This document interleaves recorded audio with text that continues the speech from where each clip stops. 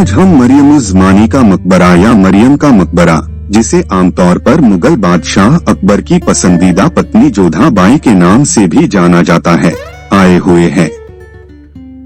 1623 से 1627 के बीच उनकी याद में उनके बेटे जहांगीर ने यह अकबर के मकबरे के बगल में सिकंदरा में मकबरा बनवाया था।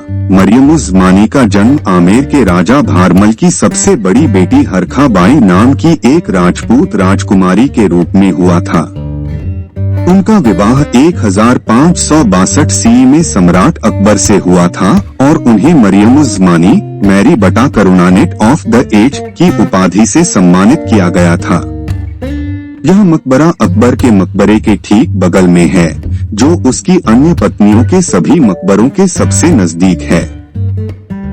उन्हें बादशाह अकबर का पहला और आखिरी प्यार माना जाता है। महारानी मरियम उज़ ज़मानी के साथ उनकी पोती बहार बानो बेगम को भी उसी मकबरे में दफनाया गया है, जो यह दर्शाता है कि वह उनकी पसंदीदा हो सकती हैं। विभिन्न लेखकों द्वारा माना गया था कि चूंकि उसका नाम मरियम रखा गया था, वह एक ईसाई महिला रही होगी। हालांकि इस्लाम मैरिया मरियम को अपना मानता है, वास्तव में मरियम एकमात्र ऐसी महिला है जिसका नाम उनकी पवित्र पुस्तक कुरान में है और मुसलमानों के अनुसार वह अब तक की सबसे महान महिला थी। यह साम्राज्य को दिए गए सम्मान और अकबर की पत्नी के रूप में उनके विशिष्ट पद को दर्शाता है। ब्रिटिश शासन के दौरान सफेद प्लास्टर लगाने से इस मकबरे को काफी नुकसान पहुंचा है, जिसने मकबरे की पूर्व सुंदरता को धूमिल कर दिया था। इस मकबरे का उपयोग अंग्रेजों द्वारा एक अनाथालय केंद्र के लिए एक प्रिंटिंग प्रेस के रूप में किया गया था और इसे बहुत नुकसान हुआ था। विद्रोह से पहले जब उच्च न्यायालय आगरा में था, सरकारी प्रेस उसके मकबरे में स्थित था और मूल ईसाई स्कूल और अनाथालय ने बगीचे के एक हिस्से पर कब्जा कर लिया था। इलाहाबाद में सरकारी प्रेस के हस्तांतरण के बाद से पूरा मकबरा और बगीचा अंग्रेज सरकार के हाथों में चला गया, जिसने मकबरे के अंदर बड़ी संख्या में विभाजित दीवारें खड़ी कर दी और वहां कारखाने स्थापित कर दिए, जिससे मकबरे को काफी नुकसान पहुंचा। भारत पाकिस्तान विभाजन के बाद के मकबरे में सिंधी शरणार्थियों को रखा गया था और इसे और भी खराब कर दिया गया था। मकबरे में 3 मकबरे हैं, एक भूमिगत मुर्दाघर कक्ष में जो स्वयं कब्र है, इसके ऊपर का स्मारक और छत पर एक और स्मारक। भूतल में लगभग 40 कक्ष हैं, जिनमें प्लास्टर की गई दीवारों पर चित्रों के हल्के निशान हैं। भूतल के केंद्र में महारानी मरियम उज़ ज़मानी की कब्र है। यह वर्गाकार मकबरा मुगल उद्यान के केंद्र में स्थित है। यह एक ऊंचे चबूतरे पर बना है, जिसके उत्तर और दक्षिण की ओर सीढ़ियां हैं। पूर्व से पश्चिम और उत्तर से दक्षिण तक चलने वाले 2 गलियारे संरचना को 9 खंडों में विभाजित करते हैं, जो आगे छोटे डिब्बों में विभाजित होते हैं।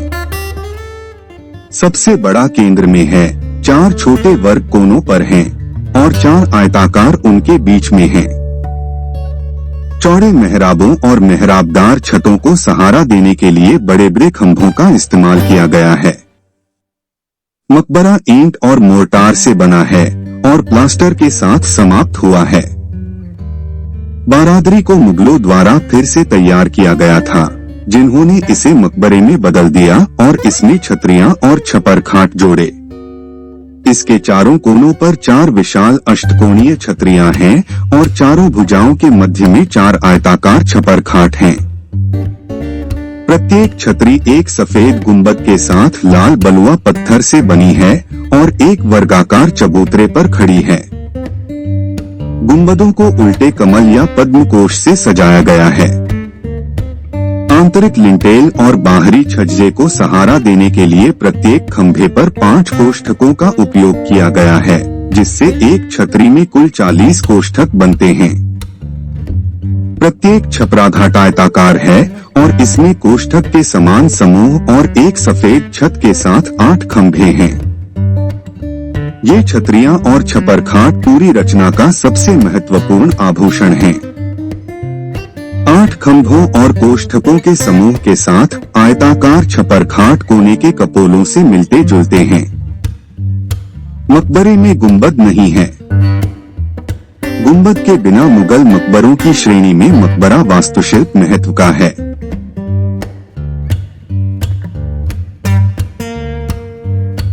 मुगलों द्वारा इमारत के अग्रभाग को लाल बलुआ पत्थर के पैनल और एक छज्जा के साथ कोनों पर दुच्छती मेजेनाइन फर्श के साथ फिर से बनाया गया था। प्रत्येक मुख पर एक आयताकार संरचना है जो आगे की ओर झुकी हुई है और इसमें एक नुकीला मेहराब है।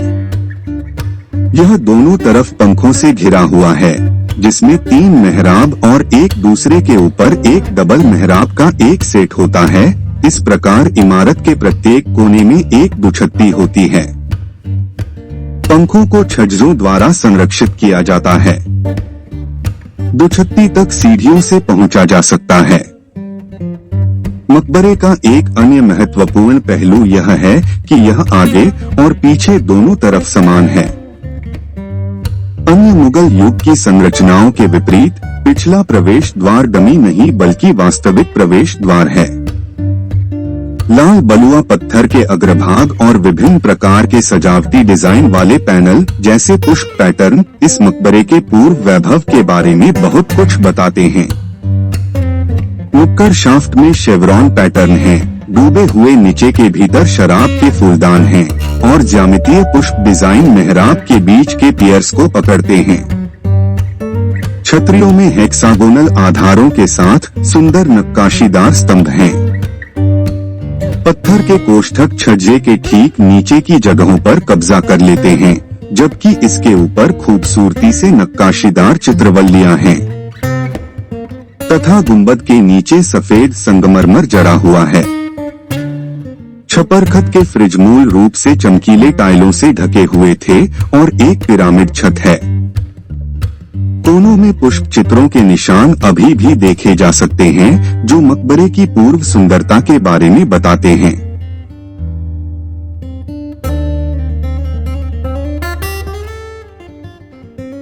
मरियम उज़ ज़मानी जन्म 1542 एक राजकुमारी थी जो मुगल बादशाह जलाल उद्दीन मोहम्मद अकबर से शादी के बाद मल्लिका हिंदुस्तान बनी थी। वे जयपुर राज्य के आमेर रियासत के राजपूत राजा भारमल की पुत्री थी। इनके गर्भ से मुगल सल्तनत के वलीअहद और अगले बादशाह नूरुद्दीन जहांगीर का जन्म हुआ था। इन्हें हीरा कुंबारी, जोधाबाई, हरखाबाई या हरखुबाई आदि नामों से भी जाना जाता है। जोधा बेगम उर्फ मरियम उज़ ज़मानी का सांभर में आयोजित विवाह एक राजनीतिक विवाह था और राजा भारमल के मुगल बादशाह के प्रति संधिबद्ध होने का संकेत था। अकबर के साथ उनके विवाह से उनकी धार्मिक और सामाजिक नीति में एक क्रमिक बदलाव आया। उन्हें आधुनिक भारतीय इतिहास लेखन में अकबर और मुगल के धार्मिक मतभेदों को सहन करने और बहुजातीय और बहुसंप्रदाय के विस्तार के भीतर उनकी समावेशी नीतियों के प्रति सहिष्णुता के रूप में माना जाता है। वह 30 अगस्त 1569 को मुगल शहजादे जहांगीर की मां बनी। जोधाबाई का विवाह अकबर के साथ 6 फरवरी 1562 को सांभर, हिंदुस्तान में हुआ। वह अकबर की तीसरी पत्नी और उसके 3 प्रमुख मलिकाओं में से एक थी। अकबर के पहली मलिका रुकाया बेगम निःसंतान थी और उसकी दूसरी पत्नी सलीमा सुल्तान उसके सबसे भरोसेमंद सिपहसालार बैरम खान की विधवा थी। शहजादे के पैदा होने के बाद जोधा बेगम को मरियम उज़ ज़मानी बेगम साहिबा का खिताब दिया गया। हरखाबाई आमेर के राजा भारमल कछवाहा की बेटी थी। आमेर एक छोटा राज्य था जहां विरासत की लड़ाई चल रही थी। आमेर की गद्दी पर अधिकार के लिए राजा भारमल अपने भाई पूरनमल से संघर्ष कर रहे थे। उनका पड़ोसी राठौर घराना भी उनके राज्य पर नजर गड़ाए बैठा था। राजा भारमल के भाई को मुगल गवर्नर मिर्जा शरफुद्दीन हुसैन का समर्थन मिल रहा था।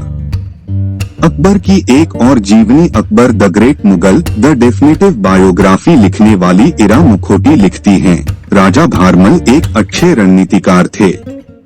उन्होंने अपने भाई से पार पाने के लिए अकबर की सहायता मांगी और अपनी बेटी हरखा से उनकी शादी का प्रस्ताव रखा। इससे पहले भी कई बार राजपूत परिवार विजयी प्रतिद्वंदियों में अपनी बेटियों की शादी करते रहे थे। इससे पहले मारवाड़ के राव मालदेव ने अपनी एक बेटी की शादी गुजरात के सुल्तान महमूद और दूसरी बेटी की शादी इस्लाम शाह सूर से की थी। अकबर ने राजा भारमल का पैगाम स्वीकार कर लिया था और अपने गवर्नर मिर्जा शरफुद्दीन हुसैन को हिदायत दी थी कि राजा भारमल के बंधक बनाए गए रिश्तेदारों को रिहा कर दें। अजमेर से लौटते हुए सांभर में अकबर ने 20 वर्षीय हरखा बाई से शादी की थी। अकबर ने वहां से आगरा तक का 200 किलोमीटर का रास्ता 3 दिन में तय किया था। हरखा बाई के साथ उनके भाई भगवंत दास और भतीजे मान सिंह भी आगरा आए थे। इस विवाह से ये सुनिश्चित हो गया कि हरखा बाई के पिता को उनका राज्य वापस मिल गया और उनके विरोधियों को मुंह की खानी पड़ी। वर्ष 1562 में अकबर के स्नानखाने हरम में प्रवेश करने वाली हरखा बाई को अपनी सारी प्रथाएं और विश्वास साथ लाने की इजाजत दी गई। वो अकबर की पहली गैर मुस्लिम पत्नी थी जिनका धर्मांतरण नहीं किया गया था। अब्दुल कादिर बदायूनी अपनी किताब मुंतकबुत तवारीख में लिखते हैं, हरखा के भाई और भारमल के उत्तराधिकारी भगवंत दास और उनका 11 साल का भतीजा मान सिंह भी अकबर के दरबार में शामिल हो गए। जब हरखा के बेटे सलीम मिर्जा ने राजा भगवंत दास की बेटी और उनकी भतीजी से शादी की तो अकबर ने बहू के घर में सभी हिंदू रीतियों में भाग लिया। वह लिखते हैं, बादशाह ने राजकुमारी के घर से राजमहल तक के पूरे रास्ते में सोने के सिक्के बिखेरने का आदेश दिया, जिसे उठाते उठाते लोगों के हाथ दुख गए। हरखा बाई का ही असर था कि अकबर ने खुद तो गोमांस खाना छोड़ा, अपने दरबार के लोगों के गोमांस खाने पर भी प्रतिबंध लगा दिया। अकबर के इस फैसले से दुखी होकर इतिहासकार बदायूनी ने लिखा, अकबर का हिंदुओं का साथ होने के कारण ही उन्होंने गोमांस, लहसुन और प्याज खाने पर प्रतिबंध लगा दिया। वो उन लोगों के साथ संपर्क करने में कतराने लगे जिनके दाढ़ी हुआ करती थी। वह लिखते हैं, अकबर ने एक और आदत पाल ली, वो थी साल के कुछ महीने मांस न खाना। अबुल फजल ने अकबरनामा में अकबर की इस नई आदत की तारीफ करते हुए लिखा, महामहिम को अब गोश्त पसंद नहीं आता और वो इस बारे में खुलकर बात करते हैं। वो सिर्फ गंगाजल पीते हैं, जो कि उनके लिए खासतौर से कासगंज के पास सोरों से मंगवाया जाता है। वो पहले से ही उपवास रखा करते थे। बाद में धीरे धीरे उन्होंने इनकी संख्या बढ़ा दी थी। अगर आप चाहते हैं कि मैं किसी खास किले का वीडियो आपके लिए बनाऊं तो उस जगह का नाम नीचे कमेंट करके जरूर बताइएगा। अगर आपको मेरा यह वीडियो पसंद आया और आपको मेरे साथ यह किला घूमकर अच्छा लगा तो इस वीडियो को लाइक और शेयर करना मत भूलिएगा, जिससे कि मुझे ऐसी ही और वीडियोस बनाने की प्रेरणा मिलती रहे। अगर आप मेरे चैनल पर नए हैं तो उसको सब्सक्राइब जरूर कर दीजिएगा। आपका बहुत बहुत धन्यवाद। आपका दिन शुभ रहे।